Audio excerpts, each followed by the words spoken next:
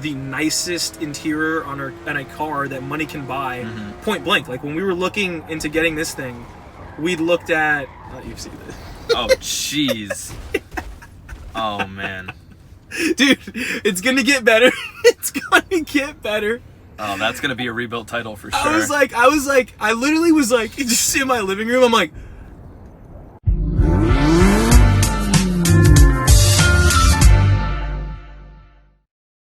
Hey everyone, welcome to Gear Glazers. I'm Kyle, and this is Mike, aka Malibu Mike. And today we're shooting episode 1 of our Super Sedan series, and we're starting with none other than the BMW M3. Yep. Mike, talk to me. When you say the M3, I don't know which one you're talking about. What's your favorite M3? So, I don't really know them. Like, I don't know the names. I know what they look like, but I don't know the model numbers. Like, I'll know what you're talking about. So I'm thinking E92. Does that ring a bell? Is that the mid-2000s one with the V8? It's like when we were in high school, the one that everyone wanted. Yeah. Yeah. Yeah, no, that's the wrong answer. Okay, what's the best one? The E46. By far, the E46 is the best M3. The old man looking one. That's not the old man looking one. The E30 is the old man looking one, the 1986 release, the original BMW M3. Okay. That's grandpa, you know what I mean? E30 M3. The E30 M3 is, the ones that you all of a sudden can't get on Facebook Marketplace. Yeah. I mean, okay, this has steez with it. I won't lie. Like, this is very cool. No, it's clean, but that's the old man one. Go take a look at an E46. E46. Just feast your eyes on an E46 M3, preferably in Laguna Seca blue and this one is the with the CSL package. Dude, no, you know what this is? This is the Need for Speed Most Wanted. Yeah. M3 with the high wing. Yep. That's what this is. Now, this is a sick one. I'll give you this one. Yeah. So, for anybody out there, if you're ever asked what the best M3 is, it's the E46 M3 in Laguna Seca Blue with the CSL package. No, this is a dope one. And I think we're going to talk about this a lot, but, like, this car just keeps getting better. Yeah. Like, I really like the G80, which is the one that we're looking at right here. Like, this thing is just so clean. I'm a huge fan of this update. I know a lot of people were like, oh, I really, like, do not like this. I'm not a fan of this. But, like, I love this piece. Yeah. Oh, we're jumping right into it right now. Yeah. I think it's polarizing because I think what BMW's done with their design language is they just leaned hard as hell into the grille. Yeah, it's a big fat grille is what that is. Yeah. If you look at the original one, the grills were like this big, the kidney grills were like that, and then they progressively got bigger every single generation. Yeah, the one that's out now, like the 2023 or 2022, I think they did an update. I forget when it was. But I don't like that one as much. But like this, like the 2021 G80 is incredible. I love it. Yeah, so the F80 that came before this people were really, really upset about that one for a bunch of different reasons. I mean, they departed a lot from the traditional M3 format. It sounded weird because that was the first run in a new engine. They were moving away from the V8 and they just moved into that turbocharged straight 6, and it was a very polarizing sound. This one, I'll tell you, sounds great. It does. If you lose the V8, I get why you're going to be angry. Yeah. But like, just get with it at this point. Just get with it. And this thing sounds incredible. Like, if you listen to it off the line, listen to those turbo spool, like, this thing is great. I love this car, honestly. Yeah. We're shooting flames right now. Does it do that? I don't know. I don't know how much of that is Forza magic, and I don't know how much of that is real. But if you see in this part of the video, like, I'm like, oh, dude, I'm ripping these shifts. Like, literally on automatic. I try to downshift, it won't let me. I'm like, all right, let's put this thing on paddle shifting. Which, again, is another thing, dude. Like, does this thing come in, like, 6-speed manual? Or is it just paddles? No, this thing wasn't made in manual, unfortunately. That's tough. Yeah. What was it? I think the E90, so the E90 through the E93 was the last generation made with a manual transmission. Well, I'll tell you this. They're faster that way. Yeah. Like, the automatic transmissions are just faster than the manual, so, like, why do you even care at that point? Yeah. But that's a big reason why I'm going to say the E46 is the best one. Yeah, I get that, especially if you're really into the manual. Yeah. So also, we're on the Nürburgring here, and it's rainy because I was like, I just feel like this is German weather. Yeah. And we're in like a kind of like a pearl white coat on this, which, like, I think a thing that I like about Forza is that when you pick a car to drive and, like, you don't buy it, but you just, like, take it for a test drive, it, like, picks a random color. And a lot of times it's like a color that I would never choose for that car, but then once I put it on there, I'm like, this is kind of nice. I like this. Yeah. Like, who would ever buy this car in white? But, like, it's sick in white. No, it's a beautiful white. There's a lot of really great colors. I think my favorite for this generation is the Nardo Gray. Oh yeah, it's like the chalk gray. Yeah. Yeah. It's that really nice flat. It's like it looks kind of like a Hot Wheels. Like that's how I feel about like the one stage paints. You know what I mean? Where it's like a flat kind of color. No, one stage paints are just in style right now. That's like the best possible paint you can get on a car like this. Yeah. Also, another thing that I don't know if it's a setting that you can change, but every time I've ever seen an M3 from this generation, it's got like those deep yellow headlights. Compared to like the other 330s that have like just like a white or a blue. Yeah, that's a good question. I don't know if you can customize the bulbs. I bet they could. I bet they would let you. Maybe you need to buy a subscription for it. Yeah. $40 a month, you get yellow lights. Sorry, BMW, sponsor me. Yeah, but this car is like, if you drive a 330i, like this strikes fear into your heart. Right. Like this is just the car you wish you had. I don't care what you're driving. If it's not this, you wish you had this. Yeah. No, that's the story, dude. I mean, it's you buy the base version of the car, you spec it up as much as you can afford, and then you just don't feel good because you don't have the whatever track package. Yeah. So I wanted to dive into like the history of the M3, how we got here, but before we did that, I wanted to talk about the series that we're in and like what this car is essentially the poster child for, and it's this like super sedan series. Like having a car with 4 doors be this fast is, I feel like, something that's relatively new, at least for like a price point that is like semi-affordable. And we're going to talk about a lot of cars in this series. We're going to talk about cars like the Charger Hellcat. Right. We're going to talk about cars like the Model S Plaid. Like just all over, you've got cars with 4 doors, a backseat bench. You can throw the kids in there and go almost 200 miles an hour. Like that's a crazy concept. But I think when you look at this series, like what makes a sedan super, it's got to be super fast. Ideally, it's comfortable. You can throw some groceries in the trunk. Like I said, you can have a car full of 5 people. You can travel long distances. Like it does everything that a sedan needs to do. Yeah. And is also just a phenom on the track. Yeah. Something interesting to note about the M3 and sort of what this meant when it came out, it was a departure away from luxury sedans being powerful for the sake of being smooth driving and, you know, whatever reasons that a person from back in the day might have wanted their car to be powerful for, even though they weren't necessarily the one driving it. Yeah. Because you can think all the way back to like the 50s about Jaguars that were luxury cars meant for like the high class, and those were technically super sedans. Yeah. But this isn't that, because the back seats are an afterthought, honestly.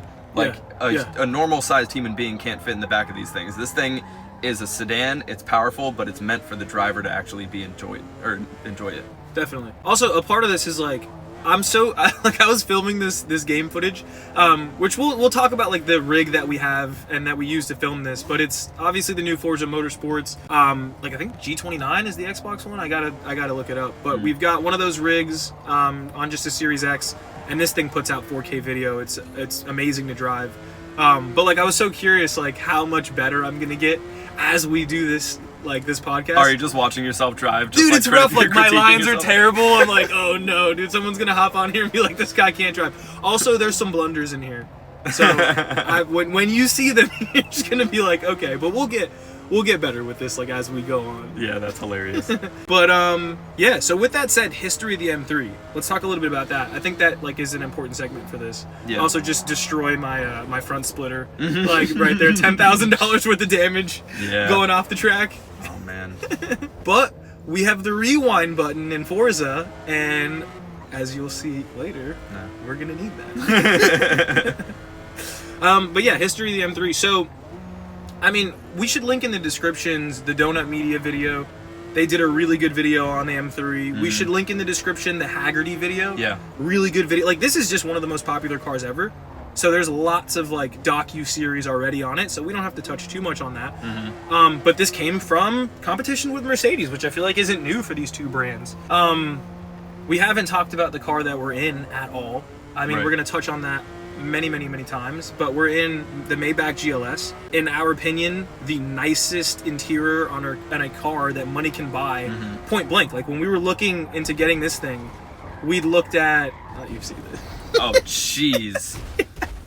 Oh, man. Dude, it's gonna get better. It's gonna get better. Oh, that's gonna be a rebuilt title for sure. I literally was like, just in my living room, I'm like, because I was like, I'm trying to do this in one take, and then I was like, you know what? we're going to leave it in there, and we're going to show people that we're going to get better over time. No. That's honestly a realistic experience trying to go through like Nordschleife in the rain though, in a car you've never driven before with 500 horsepower. This is the most true to life like realism. This is a BMW sim experience, just flipping on lap 7. Right when I'm like getting comfortable and getting the shifts down, dude, it wasn't even that fast. No, yeah, when we get into the cultural aspect, it's not necessarily the M3, it's partially the M3, but the M4 is certainly the type of car that's going to spin out at a Cars and Coffee. Like, we've said this multiple times, but the M4 is like the new Mustang GT. At least in Miami, where we are right now, these things are everywhere, and the kids who are driving them are like, yeah, I wouldn't be surprised if I saw it take out a few spectators. I was also going to say, most of the M4s and M3s you see, at least in a city like Miami, are rebuilt titles anyways. So this is what they go through before they end up in your friend's hands. So this is realistic. Yeah, dude, I ordered this one straight from the track, bro. It went through the Nürburgring. Yeah. Don't tell you it crashed into the wall at the Nürburgring. But yeah, no, so as we were saying, we're in the Maybach GLS now. We looked at the Cullinan, we looked at the Bentley Balenciaga, we looked at the Lamborghini Urus, and it like wasn't even a comparison. Like obviously you're in the Cullinan and you've got this, stars on the ceiling or whatever it is, and it's super nice, but this is just by far an experience. Like this is like the most comfortable place to shoot a podcast, which is why we're in here. Yeah.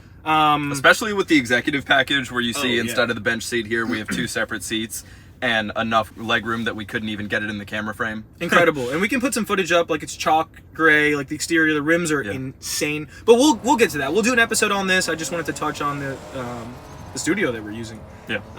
Also, if you check out like the interior, dude, this is one of those things. Like, if you have a $100,000 M3 comp with all the options, or a $40-something thousand 3 Series, they're near identical. Yeah. Yeah. The interior is not where they're putting the money when you get the upgraded version. I mean, that's the thing about BMW. If they're one thing, they're single-minded on performance, and for better or for worse, that means your interior is looking like a $30,000 car. That's tough. That's one of the things about this car. It's very expensive, and I'm getting this interior. We can on BMW interiors any day of the week, but the one thing that I have nice to say about them is they pass the creak test. If you do the thing where you push the air vents and all that stuff, it doesn't do the Audi noises. That's good. Also, there's a 330i right there with the beige interior, and that thing's pretty nice on the inside. It looks like that. It looks exactly like this. But it's decent. Nothing too crazy. Yeah. But yeah. So track back a little bit. The history of this car starts with Mercedes, competition with Mercedes. Yeah. There's the race competition that they're looking to get involved in, and Mercedes says, hey, we're going to compete, we're going to win, and BMW says, we got to make a competing car. And so they create the M3, which was supposed to be just a race car, essentially. Mm-hmm. And then the rules were, hey, you have to put this in a production car, you've got to sell this. And so they were like, we don't know if we're going to be able to sell, which, by the way, is the story with some of the greatest cars ever. Like the Porsche GT3, same story. You got a company that's making a race spec car for the road, and they're just like, this thing's not going to sell. Mm-hmm. And then it ends up being the best cars of all time. Mm-hmm. But yeah, same story here.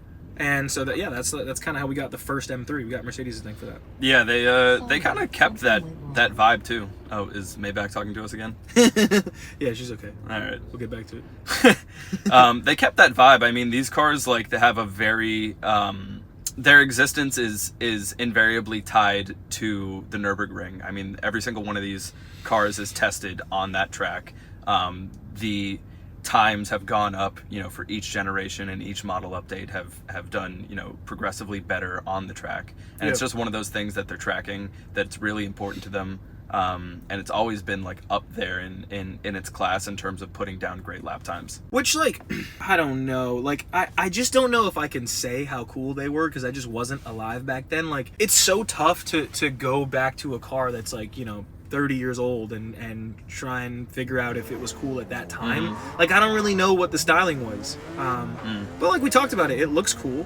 Yeah. And it's kind of a blur to me. So there were 6 M3s. 6, yeah. So the first one being in 1986, and the newest one having been released in 2021. 86. Why do I feel like it's older? That's crazy. That's not that old. No.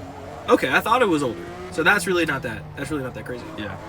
Well, BMW's been putting out a car that looks like the 3 Series for, since BMW's been around. But really, The M tuning and the M3, that was 86. Okay. So I guess the next thing I wanted to touch on is like the cultural significance or relevance of this car.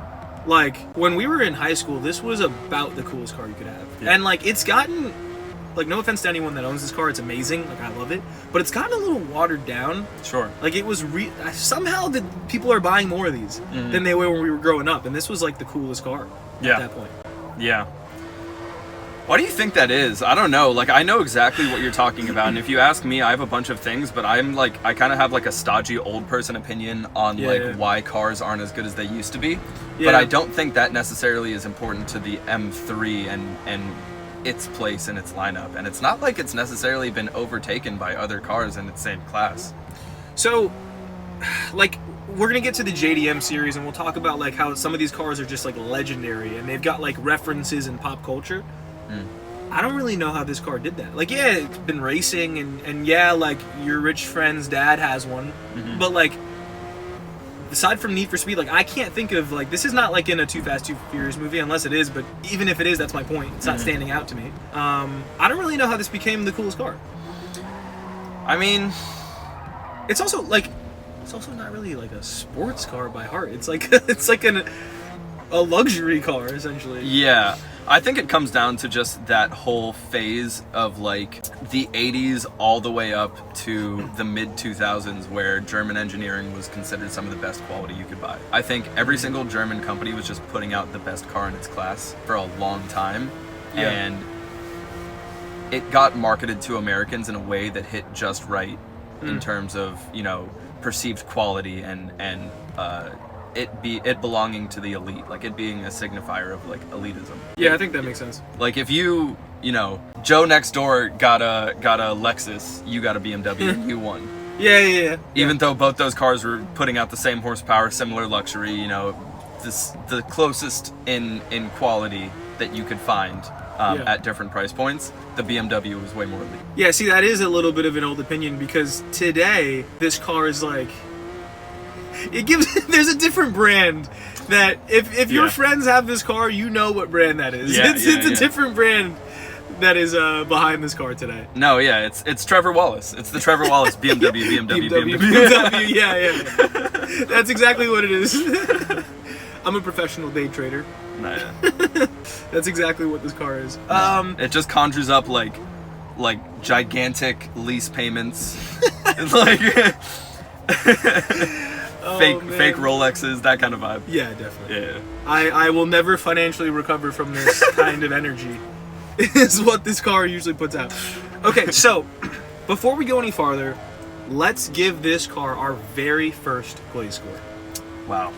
So let's see. The Glaze Score is the score that we made up. But we're going to use it for every single vehicle, so we'll build like a database essentially of what we think of cars. We're going to average our scores because they're going to differ from each other, and that'll give us like our official Glaze Score. And the Glaze Score is made up of 4 components. It's performance, it's design, which is really what we think of the car, it's value, and then it's perception, which is essentially like what the audience, what our friends, like what the rest of the world, I'll call it like non-car people think of this car. That's what perception's supposed to be. So let's start with performance. First things first, I've never driven this G80 M3.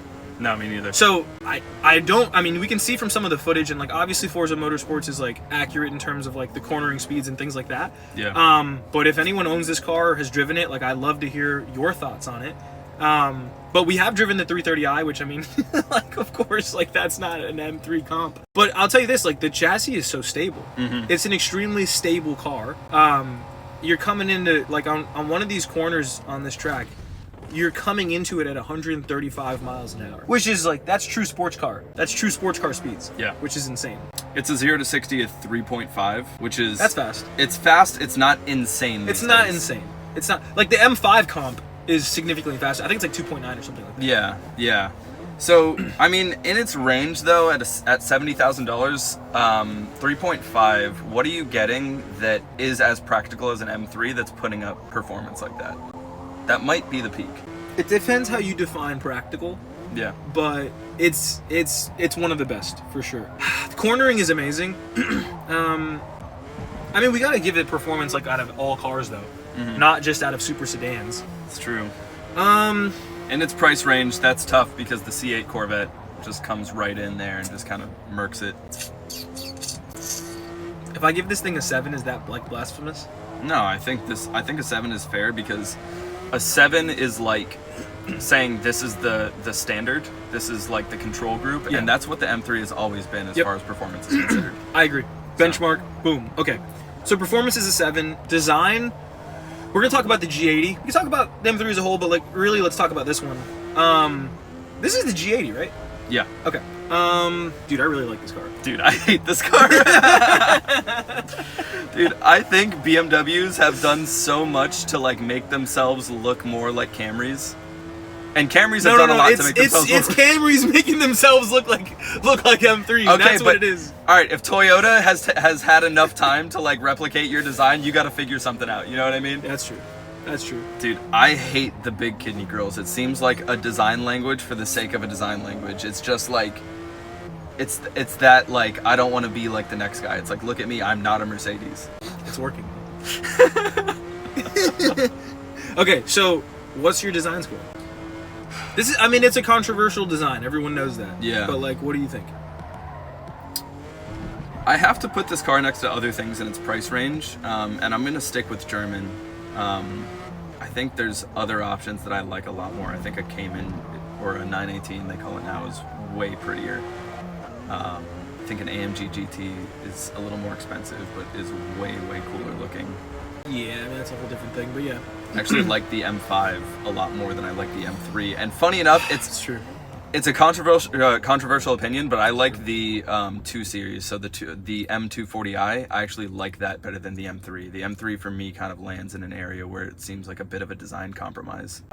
So I think all that considered, I give it like a 5.5. This is the average car. This is the average design car. You've got PT Cruiser as the 0, as the baseline, and then the most beautiful car ever. I don't know. I mean, we're gonna have different opinions on that. Yeah, it's true. Most beautiful car ever is probably, to me, Pagani Zonda. Pagani Zonda. I was gonna say Pagani Zonda is definitely the most beautiful car. Ferrari 812 Superfast. Okay, so PT Cruiser to one of those. You're saying this is dead middle. Yeah, that's like half a point above dead middle. I'll give it a 5.5. That is a try.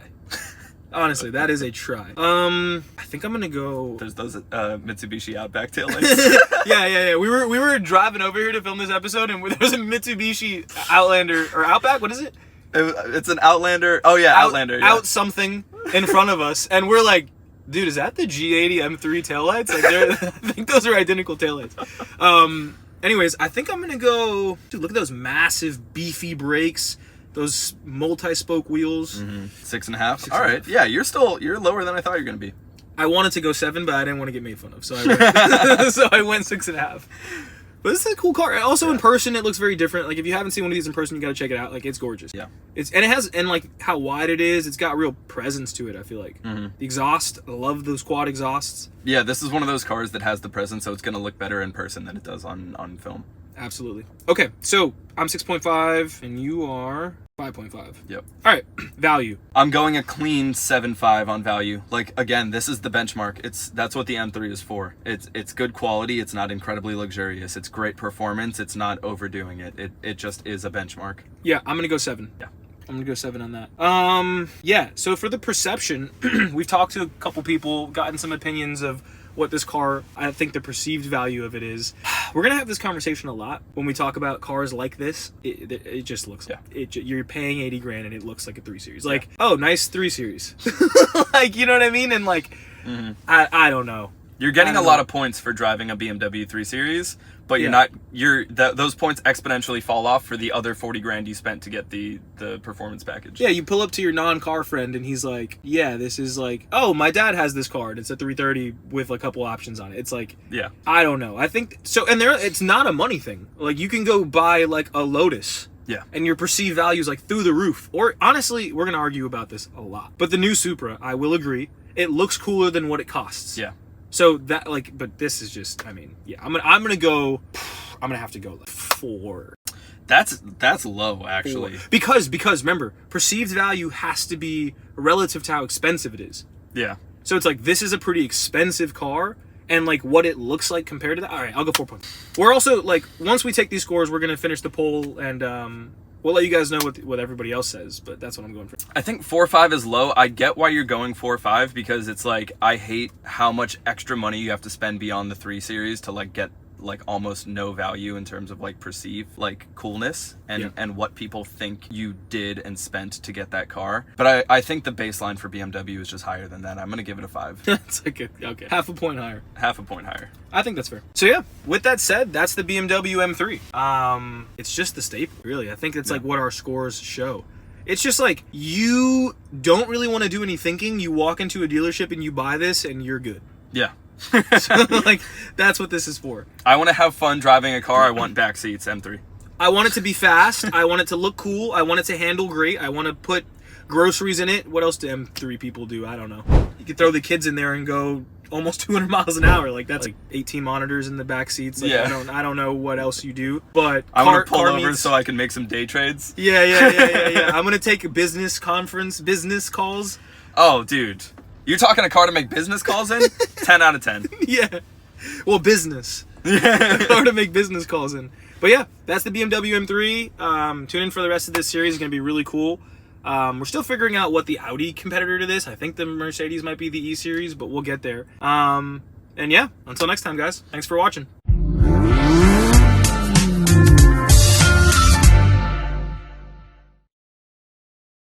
The BMW M3. BMW.